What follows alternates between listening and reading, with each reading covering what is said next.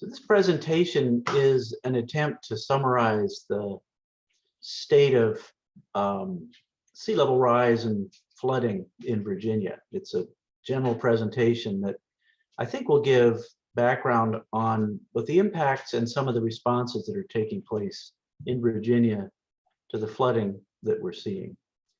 So we're going to concentrate today on sea level rise. So what is sea level rise? Well, basically, this is a graph of sea level rise ups and downs over the last 400,000 years. Sea level rise is pretty basic physics. When it gets hot, the oceans heat up and expand, and the air melts the glaciers, and sea level rises. When it gets cold, the water evaporates from the oceans, falls on the land in the form of ice and snow, and stays there. So when it gets cold, sea levels fall. So it's been like this up and down over 400,000 years. And from top to bottom, it's about 130 meters or 400 feet from the highest and the lowest sea level rise that we've seen over this period. What's really critical, though, is about 5,000 years ago, think Egypt, pyramids, things like that. About 5,000 years ago, sea level rise stuck. And so for the last 5,000 years, for basically all of modern human existence, we've had abnormally stable sea level rise and climate conditions. And when you snap down on that period, it looks like this. You can see that there's been ups and downs in sea level rise, but it's been really stable over the last 5,000 years until about 1900. And you can see that sea level rise has started to move, and that movement is accelerating. So we are now entering a period that we haven't seen for 5,000 years. And so this problem is something for which we don't have a lot of preparation. I mean, over all of modern human existence, we haven't had to deal with it in our engineering or our architecture or literature or or law or anything. But now we have to deal with an ocean that's permanently changing and moving up onto the land. What the impacts are, the last time we had the glacial maximum was about 20,000 years ago, when the ice sheets came down and were over New York. And sea level was at its lowest point. What it looked like is this. If you look in that circle, this was some work that was done at William and Mary. And Virginia Beach was, what, 60 miles away from the ocean. The blue line there, the coastline from 20,000 years ago, is the continental shelf. And that's where the coastline is at the glacial maximum. Going the other way, the last time everything melted was about 120,000 years ago. And oceans were about 5 meters higher, 15 feet higher than they are now. And the landscape looked like this. You can see Virginia Beach is out in the ocean. And the water has, again, these are maps from William and Mary, which is why William and Mary is highlighted there. But the coastline was well up onto the peninsulas. And when you look at the topography of Eastern Virginia, you can see where this coastline is. It's where the green stops. It's a feature called the Suffolk Scarp, and it runs from the North Carolina border all the way up to the northern neck. And it is a place where the land jumps up about 5 meters. So that is the old glacial max shoreline. Much of the northern part of the Suffolk Scarp is actually a meteor crater. It's the largest meteor crater in North America, and it was caused by a meteor or a small comet that hit off the eastern shore about 56 million years ago. And it's an interesting feature, but it also figures into our relative sea level rise that we're seeing in Eastern Virginia, as I'll show you in a moment. That's the crater rim there, and you can see how it defines the topography of Southeast Virginia. So sea level rise is not the same everywhere, and that's one of the things that you have to get to understand, because relative sea level rise is what's important. What is the land doing? So these are graphs of actual measured sea level rise from around the country, and you can see that Galveston, Texas has had about 2 feet of sea level rise over the last 100 years because the land is sinking. So not only is the water rising, but the land around Galveston is sinking because they've extracted so much petroleum and water, groundwater, that the land is sinking. Going the other way, you can see at the bottom there, Sitka, Alaska, the land relative to the water is actually rising. So you have sea level rise in Sitka, but the glaciers compressed the land 20,000 years ago. Remember the last glacial era. The glaciers compressed the land, and now that they're gone, that land is rebounding. And so the land in Sitka, Alaska is actually rising faster than sea level rise. So when you stand on the shore at Sitka, Alaska, it looks as though relative sea level rise is a negative. The sea level is actually falling. So you have to understand what the land is doing to truly understand the impact of the flooding. Here in Hampton Roads, this is the tide gauge at Sewell's Point. You can see a clear upward trend in sea level measurement, and it's rising about 1.5 feet a century. We have the highest relative sea level rise rate on the East Coast, on the Atlantic coast, because of that. So our relative sea level rise is very high because half of our relative sea level rise is due to the water rising, but the other half of it is the land is sinking. And the land is sinking for a couple of reasons. One is isostatic rebound, which is a highfalutin term that basically means when the glaciers were up over New York, we got pushed up in the air, and now we're falling down again. Groundwater withdrawal is a significant component of our relative sea level rise. Just like Galveston, there's been a lot of extraction of water over the years, and our water table is falling. There's a very, very small piece of it inside that crater rim that I showed you earlier that is settlement still 56 million years later from the meteor crater. But let's pick these apart because it's important to understand what the land is doing in order to understand our relative sea level rise. So why do we have the highest rate of sea level rise? This is the isostatic rebound that I was talking about. So when the glaciers were up over New York, we got raised up into the air. And in the bottom part of that picture, you can see that when the glaciers melted, the land over New York is rising, but we're sinking. It's sort of like a teeter-totter. So that's part of our land subsidences because of the glaciers. Another big piece of it is groundwater withdrawal. Now that big donut hole in the middle there, that is the crater that I was talking about. But for the rest of Virginia, we've had a lot of groundwater withdrawal. It's between the time when John Smith showed up and today, the groundwater has dropped 1 to 200 feet. So it's a significant feature in Eastern Virginia. You can see those two extreme spots at Franklin and West Point. That's where the paper mills are, and those paper mills have permits to withdraw between 5 and 10 million gallons a day. So you have a lot of groundwater withdrawal there. And just like in Galveston, where you withdraw the water, you've got subsidence. So this is a subsidence map of Eastern Virginia. And you can see that at Franklin and West Point, there's a whole lot of subsidence.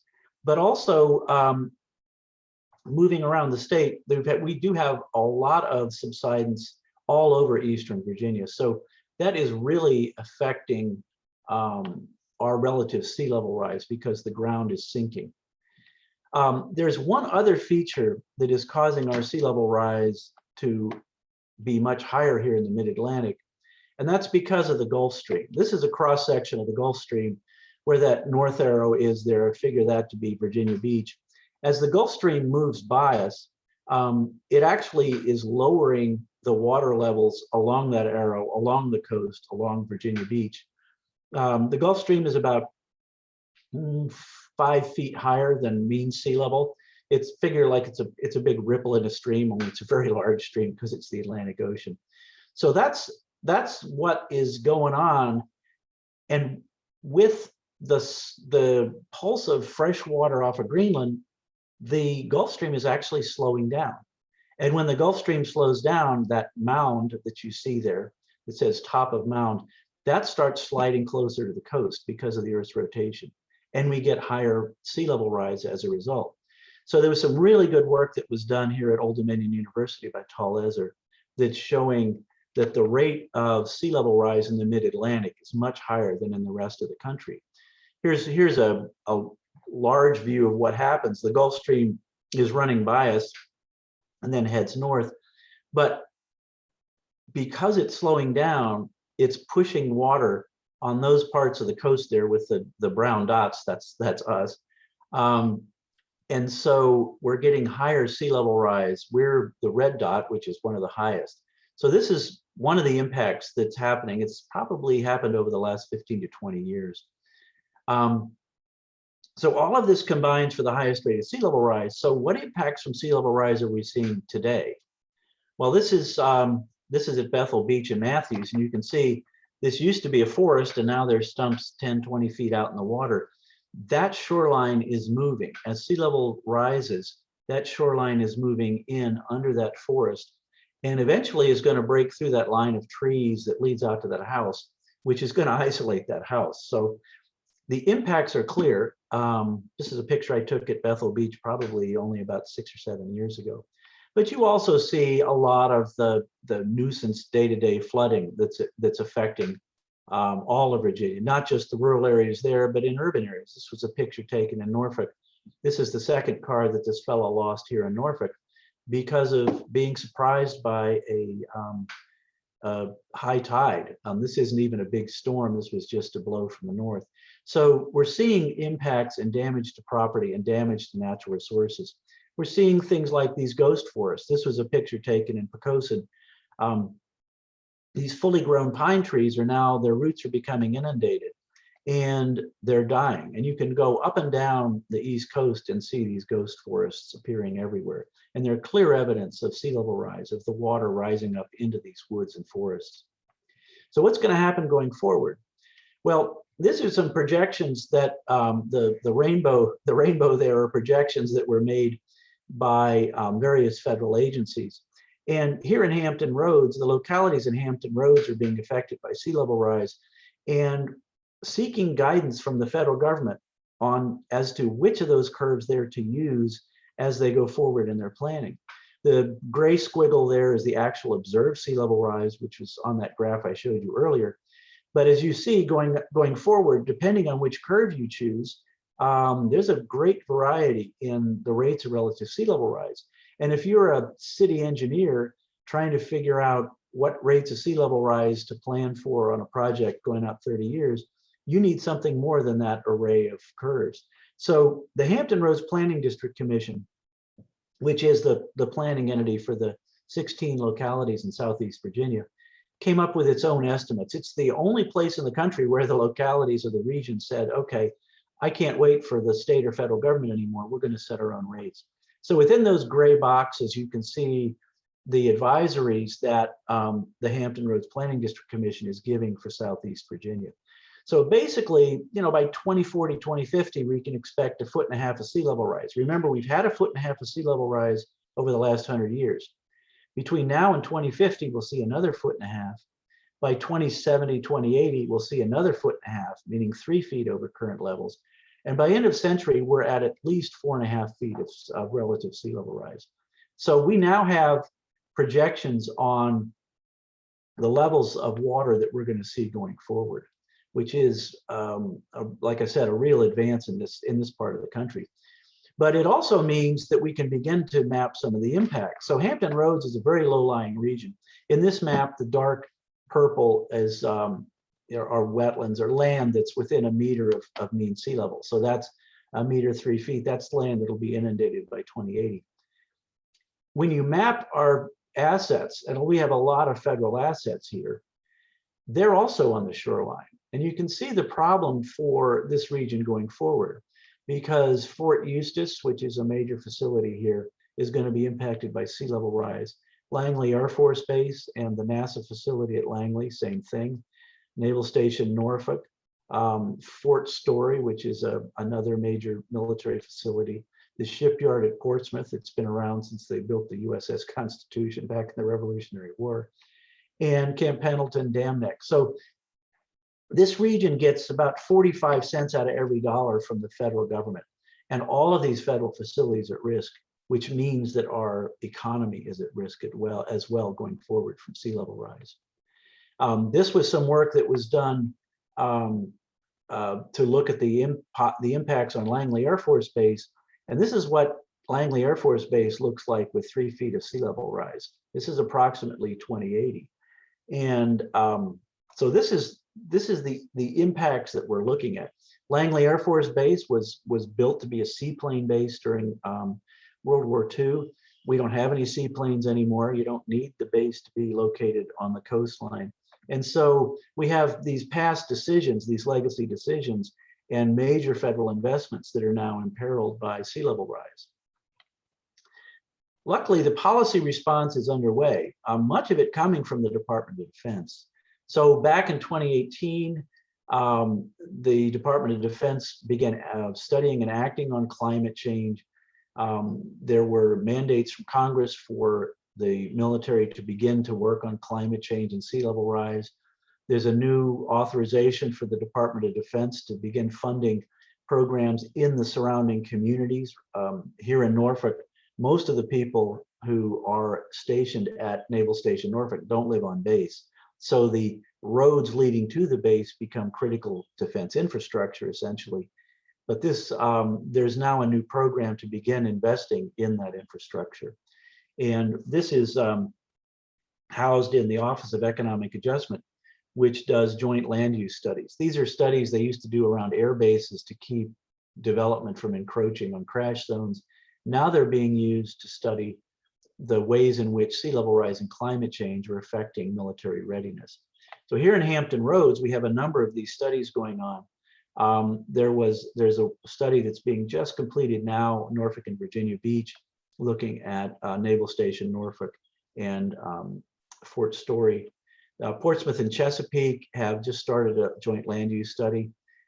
There was one just completed a couple of years ago that looked at Fort Eustis and Langley. That was the picture I showed you, Langley Air Force Base. And these are all attempting to coordinate the Defense Department's response with the surrounding community's response in order to mitigate the effects of sea level rise on the operations of those bases. Local governments here are making plans as well. In Virginia, we have a mandate that local governments have to do long-range land use plans. They're called comprehensive plans. They have to be updated every 5 years. And in Southeast Virginia, there are a range of these plans, and they're all looking at sea level rise impacts going into the future. These plans usually look out about 30 years. And so we've now got probably the best assortment of long-range plans of any region in the country. Norfolk has its 2030 plan, and it's beginning to implement projects. Hampton has a Resilient Hampton plan, and it also is beginning to implement those projects. Virginia Beach spent a great deal of time and resources developing their sea level rise plan. That's being pushed forward. Portsmouth was actually one of the first cities around that included sea level rise in its comp plans. It now has a program together. And the city of Poquoson, which really was the first time that we saw anybody talking about sea level rise, was in the city of Poquoson's comp plan back in, I think, 2015, something like that. And it is also got a plan going forward. So the local governments are planning, and it's important because local governments control land use, and land use is essential to making sure that people are not in harm's way going forward. Where you put people on the landscape is the most important decision in adapting to sea level rise. The state is also beginning to kick into action. And with Governor Northam, we've had a series of executive orders that are beginning to address flooding. So he had his executive order that he issued in 2018 began to get the state assets in line, but it also pushed forward the idea of a development of a coastal resilience master plan, which is a process that's really hitting its stride right now. But this would be a comprehensive plan for the entire coastal region of Virginia to begin to marry the efforts of the federal government and the local governments into a comprehensive approach. The biggest change probably has occurred in the legislature. In 2020, the legislature passed a suite of new laws that really aggressively began to address climate change and sea level rise. This is a list of them here. I'll go through them quickly one by one. Um, Delegate Hodges created a chief resilience officer. This was an attempt to coordinate the activities of all the state agencies and secretariats into a, a plan, a strategy that would be carried forward by the chief resilience officer. So we now have a chief resilience officer, and hopefully going forward, this will help the state agencies coordinate their approaches better. There was a bill that added to the purposes of our Department of Environmental Quality climate resilience, and mandated that climate impacts and climate resilience have to be taken into account across all programs and permitting processes. So now our premier environmental regulatory agency has to take climate change into account. This is a significant step forward. There aren't many state environmental agencies that have that mandate. Interestingly, at the same time, the same bill put environmental justice into the mission of the Department of Environmental Quality. And I think going forward, what this means is that we're going to see climate resilience and climate adaptation efforts that are also going to start taking into account the disparities between income, race, and a whole bunch of other factors that that are of concern going forward, to make sure that our adaptation efforts serve all of Virginia. And I think this is a very significant step forward as well. There was a legislation enacted that added sea level rise and climate change to our Chesapeake Bay Preservation Act.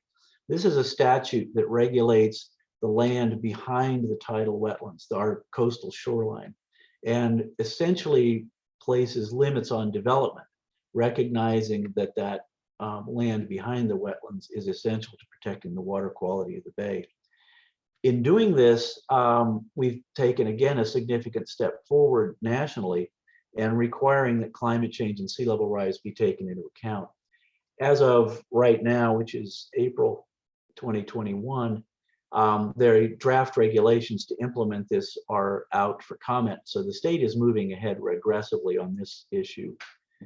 Another change that was made in 2020, Senator Lewis had legislation that did two things. One was it made living shorelines the default approach to shoreline erosion control. So we're putting nature-based solutions at the front of the at the top of the toolkit, if you will, to dealing with shoreline erosion. Standards are being developed right now at our Virginia Marine Resources Commission to move ahead on this. The other piece of this that the Lewis bill did was it put sea level rise into the regulation of our tidal wetlands. And this is significant because we can't find anywhere else in the country where sea level rise has been made part of a state wetlands regulatory system. And so going forward, this will be a significant piece. And being able to work on both the shoreline and the wetlands, the two adjacent ecosystems at the same time, I think is significant. So our Virginia Marine Resources Commission has these sea level rise guidance and standards out for comment right now. And so by the end of this year, we will have both of those statutes beginning to take sea level rise and climate change into account. The last and biggest piece of this was legislation that has Virginia joining the Regional Greenhouse Gas Initiative. This is a market-based auction process, basically, that involves the states from Maine now down to Virginia. We're the southernmost state that's a part of this. And essentially, the power generators have to buy carbon credits to offset their CO2 emissions. And when they do that, those carbon credits are sold in an auction and they generate funding.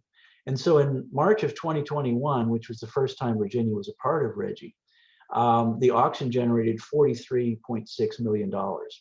And the way that Herring set this bill up was that of the money that comes in from RGGI, of that 43.6 million, 50% of it is to go to low income energy efficiency programs. And so that effort is now underway to implement those programs. To the purposes of this talk, 45% of that money is to go into the newly reconstituted Community Flood Preparedness Fund. This is a statewide fund that is to help localities address their flood impacts. And this first auction generated $19.6 million into the fund, the 45% of the total. And by the end of the year, with 3 more auctions expected, we expect to have at least $75 million a year being generated towards these efforts. We need to keep the public involved. And so Wetlands Watch, because we've got all these regulatory things going on right now, Wetlands Watch has set up a web page, and it's there, the Virginia Policy Update web page. We also have been doing a periodic newsletter that goes out called the Commonwealth Resilience Brief, and you can sign up for that at that address. So it's essential with all of these changes taking place that people understand the impacts, but then also begin to get involved with the solutions. So thanks for listening, and I hope that you will get involved in these regulatory changes and keep abreast of the changes taking place in Virginia.